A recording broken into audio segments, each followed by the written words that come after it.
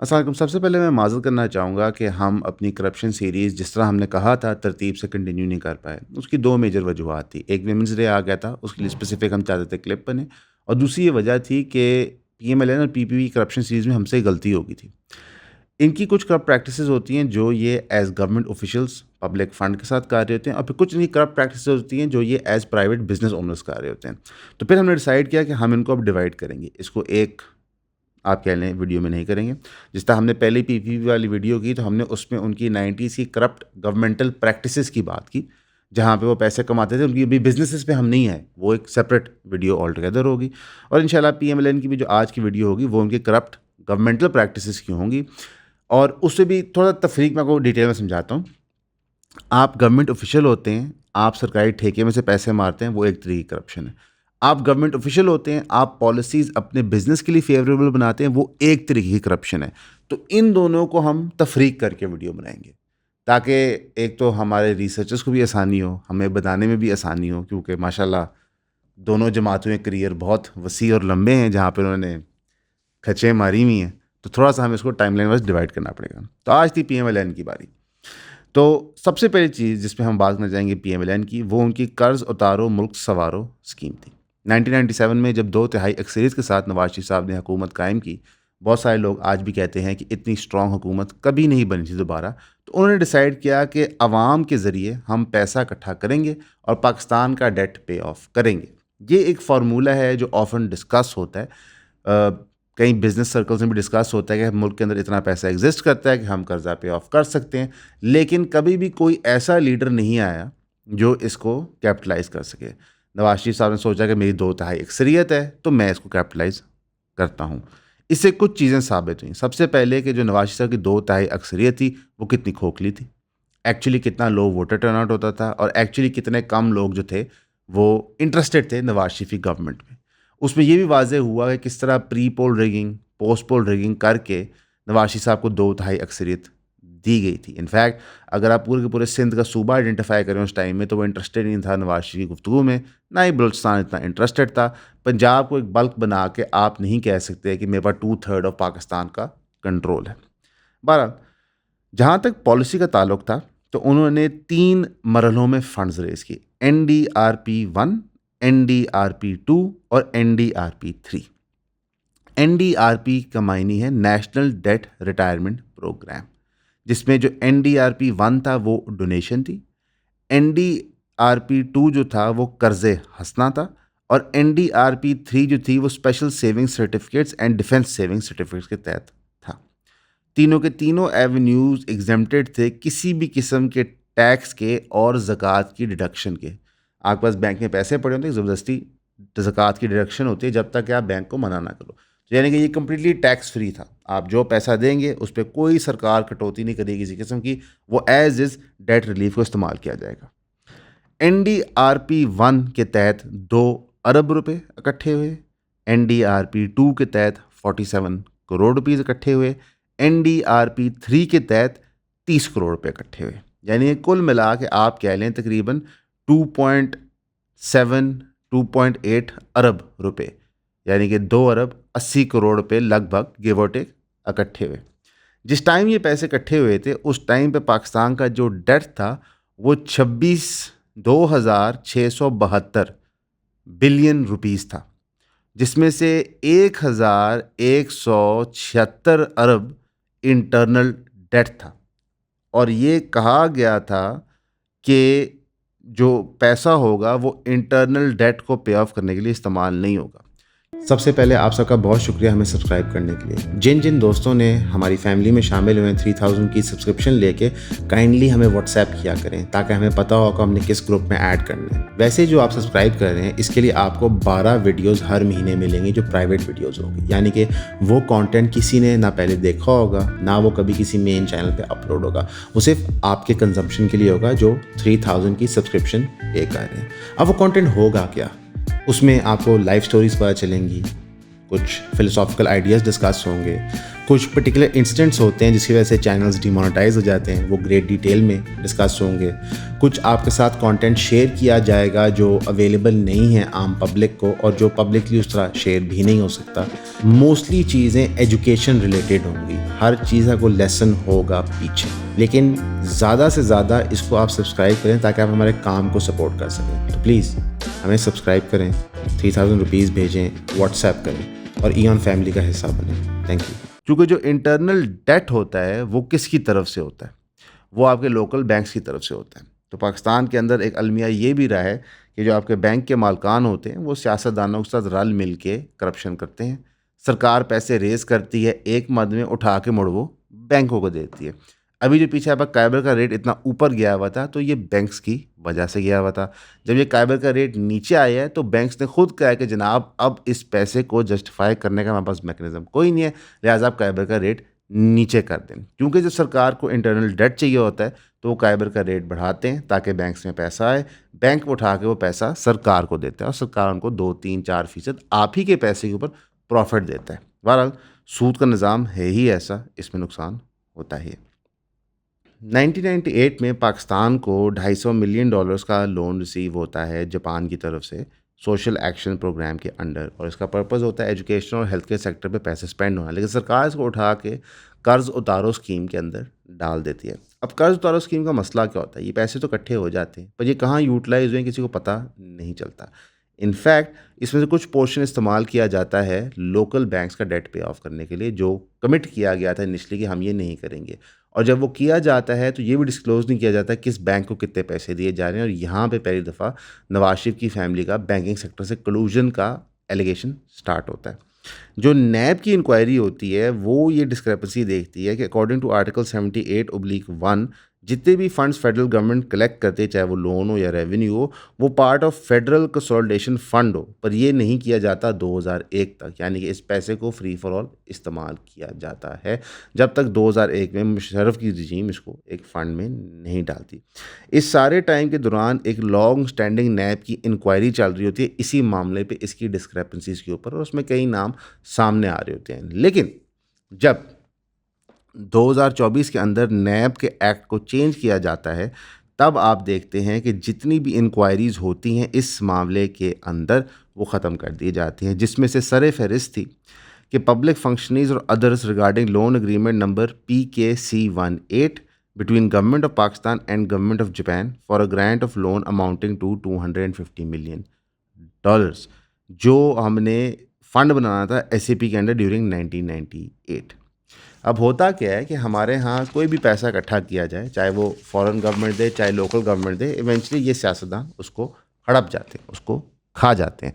और यहाँ पे 1998 के अंदर $250 मिलियन का कोई हिसाब किताब ही नहीं था कि वो कहाँ गया, कहाँ इस्तेमाल हुआ। तो ये पहला स्कैम था। दूसरा एक बहुत फेमस पीली टैक्सी स्कीम थी। अब yellow cab scheme PMLN government ने लॉन्च की। ये एक डिफरेंट किस्म का स्कैम है, इसको आपने समझना है क्यों। इसके अंदर miss use of public fund है। इसके अंदर PMLN बताते खुद कोई पैसे नहीं उस तरह कमा रहे होते, लेकिन ये आपके पैसे इस्तेमाल कर रहे हैं एक चीज़ में जो इनको पहले दिन से पता होता है कि प्रोडक्टिव नहीं होगी, इफेक्टिव नहीं होगी, लेकिन ये इसको टूल इस्तेमाल करते हैं कल को अपने वोट बैंक को पक्का करने के लिए। येलो कैब स्कीम PMLN ने 2 दफ़ा लॉन्च की, एक दफ़ा 1992 में और एक दफ़ा 1997 में। स्कीम का मकसद था कि जो अनएम्प्लॉयड यूथ है उसको कोई ना कोई गाड़ी की मद में चीज़ दी जाए ताकि उसके तहत वो पैसे कमा सके। इस स्कीम के तहत इन्होंने 51,000 गाड़ियाँ मोस्टली जापानी और कोरियन रिलीज़ की लोगों को। अनएम्प्लॉयड इंडिविजुअल गाड़ी के लिए अप्लाई करता था और 10% डाउन पेमेंट गाड़ी की देके गाड़ी उसके पास आई थी और बाइक किस्तों पे दी जाती थी। मेजॉरिटी लोग इसकी किस्तें नहीं पे करते थे, सो मच सो कि 70% लोगों ने किस्तों की अदायगी नहीं की। यानी कि सरकार ने आउटराइट पैसे दिए, ठीक है, उन कार कंपनीज को ये गाड़ियाँ लेने के लिए। जिन बैंकिंग मैकेनिज़म्स के थ्रू सरकार ने ये किस्तों पे चीज़ दी वो कवर करके दी सरकार ने, और ये टोटल जो फाइनेंशियल रेवेन्यू था वो 15 बिलियन रुपीस था। यानी कि 1992 और 1997 को मिला के 15 बिलियन रुपीस की गाड़ियाँ तकसीम की गई, यानी कि 15 अरब की गाड़ियाँ तकसीम की गई, जिसमें से 70% लोन रिकवरी नहीं हुई। इसकी वजह से एक साइजेबल लॉस हुआ सरकार को, और इवेंचुअली आज तक सिर्फ 30% रिकवरी हुई है इस पैसे की। यानी कि सरकार जब गारंटी देती, जिस तरह इमरान खान की गवर्नमेंट के दौर में आपने देखा था कि हाउसिंग लोन्स आए थे, अब उसके अंदर सरकार गारंटी देती है बैंक्स को कि अगर बंदा डिफ़ॉल्ट करेगा तो हम एसेट को कवर करेंगे, उसी किस्तों को कवर करेंगे। तो लेकिन सरकार साथ ये भी तंबीह करती है कि आपने लोन सिर्फ उस बंदे को देना है जो बंदा क्वालिफाइड हो। अगर जो इमरान खान का लोन भी था घर वाले के लिए, उसको आप ऑब्ज़र्व करें तो उसके अंदर लोन लेना बड़े मुश्किल काम होता था। प्रोजेक्ट की वेरिफिकेशन है, बंदे की वेरिफिकेशन है, पूरा मसलन बैंक अपनी चांद पर ताट करके लोन दे रहा था। लेकिन इस केस के अंदर ऐसा नहीं किया गया, हर अन्नेवा को दिया गया कि उसका डिस्ट्रीब्यूशन का मैकेनिज्म था, उसको समझें। आपके लोकल एमपीएस और एमएनएस डिसाइड करते थे कि उनके हलकों में गाड़ियाँ किस तरह तकसीम होनी है, सॉर्ट ऑफ सिमिलर टू किस तरह ट्रैफिक वार्डन की ड्यूटियाँ तकसीम होती थी मुशर्रफ दौर के अंदर। अब इसके अंदर वो सिर्फ उन लोगों को oblige करते थे जो उनके अपने बंदे थे। फिर कुछ गैंग्स ऑपरेट कर रहे थे दानिस्ता तौर पे, जो बाकायदा डिफ्रॉडमेंट करते थे, उनके बारे में कुछ नहीं किया गया। उन बैंक्स की ब्रांचेस को आग लगा दी गई जहाँ पे ये मैसिव स्केल पे फ्रॉड हो रहा था कि फ़र्ज़ी तौर पे गाड़ियाँ दी जा रही हैं, फिर उनको ब्लैक में बेचा जा रहा है। अब आप सोचते होंगे कि ये सब कुछ करने के बाद शहबाज गवर्नमेंट या नवाज शरीफ इससे सीखेंगे, लेकिन नहीं। 2011 में उन्होंने दोबारा से लो कॉस्ट कार्स प्रोवाइड की यूथ को। उसकी वजह ये है कि ये वोट बैंक सिक्योर करने के लिए बड़ा अच्छा तरीका है। जब मरीम साहिबा लैपटॉप भी तकसीम करती है तो हम आपको यही बात बताते हैं कि जनाब ये वोट सिक्योर करने का तरीका है। इसकी एक्चुअली कोई यूटिलिटी नहीं होती। 2011 में एम था कि 20,000 गाड़ियां हमने जून 2012 तक डिलीवर करनी है, और उसके लिए उन्होंने एडवांस पेमेंट्स कर दी। लेकिन एक डिले हुआ इनकी तरफ से रिमाइंडर पेमेंट्स के लिए, जिसका 20% एक इन्फ्लेशन कॉस्ट इनको पड़ी, और इवेंचुअली $10.5 बिलियन में ये गाड़ियाँ डिलीवर की गई। और 4.5 बिलियन जो था वो पंजाब गवर्नमेंट ने दिया था as loan to bank of Punjab 2.5% interest rate के ऊपर, ताकि वो ये चीज़ एग्जीक्यूट कर सके। बैंक ऑफ पंजाब क्लेम करता है कि उनकी 99% रिकवरी है, और जब से स्कीम लॉन्च हुई है वो 20 करोड़ रुपया माहवार रिकवर कर पा रहे हैं। लेकिन इस वक्त आपको पूरे पंजाब के अंदर वो गाड़ियाँ सर्कुलेशन में नज़र नहीं आती। तो रिकवरी किस चीज़ की हो रही है? बैंक ऑफ पंजाब की जब ऑडिट की बुक्स भी आप मांगते हैं तो उसमें काफ़ी वो स्केची हो जाते हैं। बहरहाल हम अस्यूम करते हैं बैंक ऑफ पंजाब सही बात कर रहा है, लेकिन जो उस स्कीम का फंडामेंटल पर्पस था वो अचीव नहीं हुआ, और वो हुआ किस पे? मेरे और आपके पैसों पे। यानी कि बड़ा सिंपल मैकेनिज्म है कि लेट्स से 20 बिलियन रुपीज़ की एक स्कीम आनी है। वो पैसे दिए मैंने, सलमान, आप सब ने, लेकिन उस स्कीम के बेनिफिशरीज़ कौन है? नून लीग के हवारी, और ये सियासी जमातें करती हैं। वो अपने बंदों को ओबलाइज करके एक स्कीम के अंदर डाल के बेनिफिट करवाती हैं। अवामुन्नास का इसके ऊपर नहीं फ़ायदा होता। लेकिन वैसे अब आप और मैं भी इसका फ़ायदा ले सकते हैं। 2025 में भी एक येलो कैब स्कीम आ रही है जी। सलमान भी कहते हैं, सलमान ने कहा दस्ती जाके अप्लाई करूँगा, मैं तो मरी बीबी नू वोट भी दिता सी। तीसरी चीज़ पे आते हैं, आशियाना हाउसिंग स्कीम। अब ये एक बहुत इंटरेस्टिंग स्कीम थी। एक सरकार का इनिशिएटिव है कि सरकार लो इनकम हाउसेस प्रोवाइड करेगा। क्यों करेगा ये कोई सरकार आज तक नहीं बता पाई। हर सरकार कहती है हम गरीबों को घर देंगे। क्यों देंगे? As oppose to creating financial opportunity कि सब लोग पैसे कमा सके, नहीं, हम इनको घर देंगे।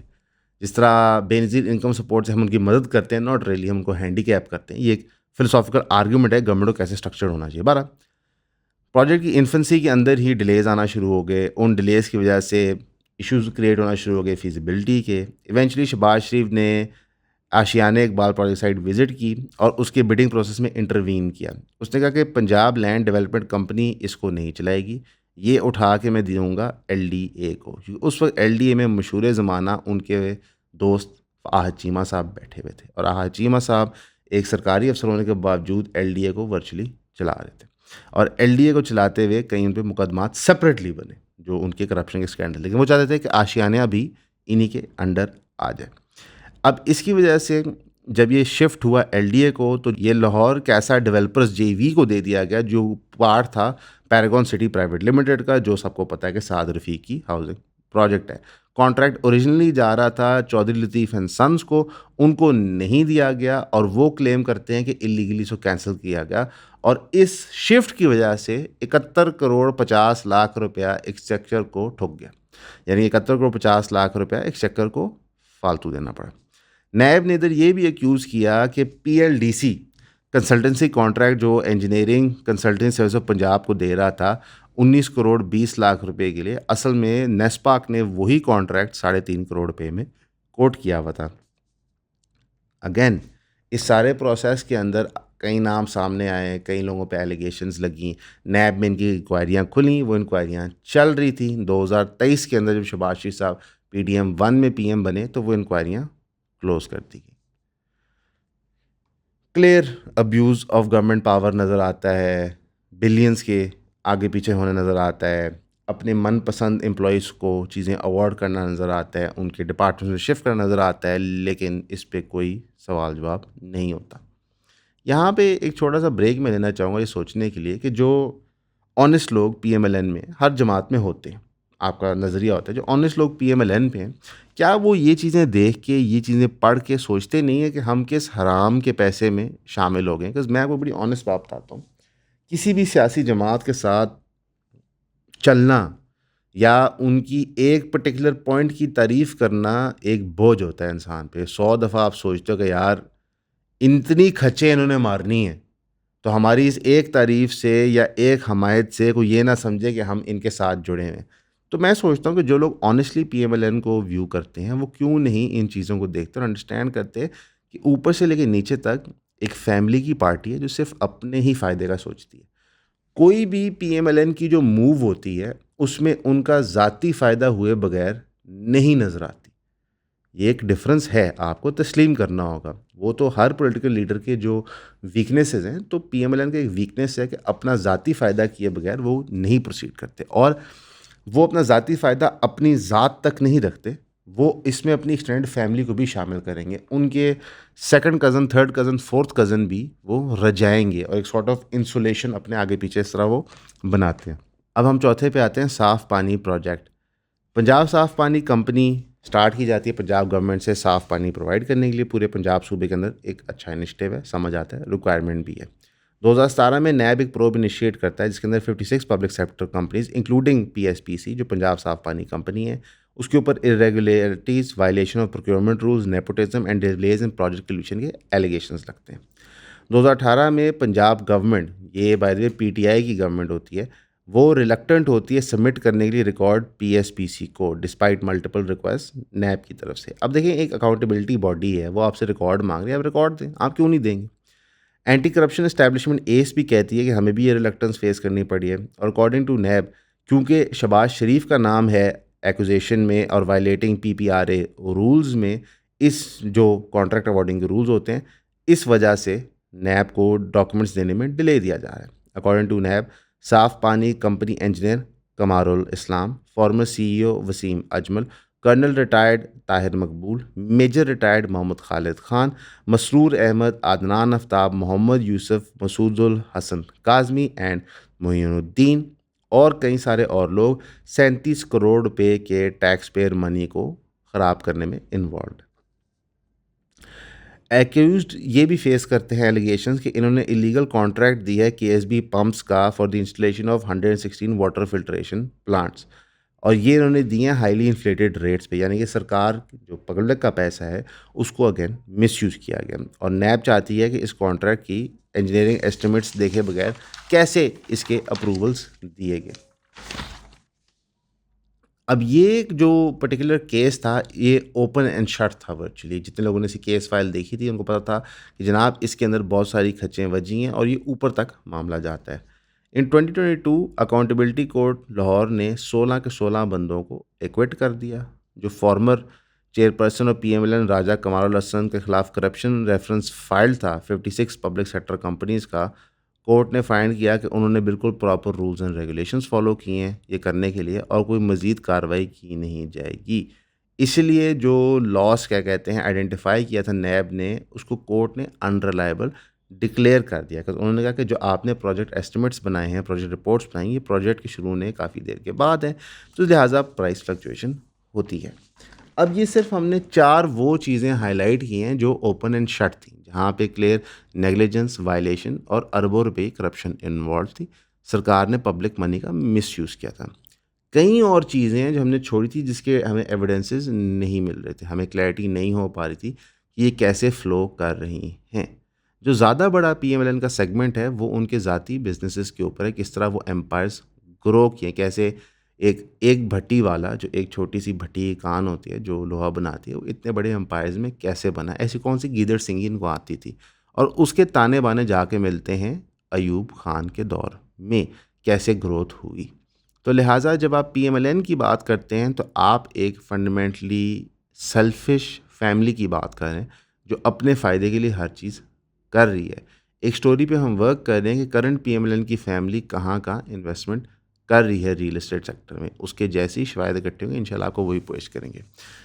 इंशाल्लाह जो नेक्स्ट हम आपको करप्शन स्टोरी ला के देंगे वो पीटीआई की होगी। उम्मीद है आपने इस एपिसोड को एंजॉय किया होगा। हमेशा की तरह आपका सुनने का शुक्रिया।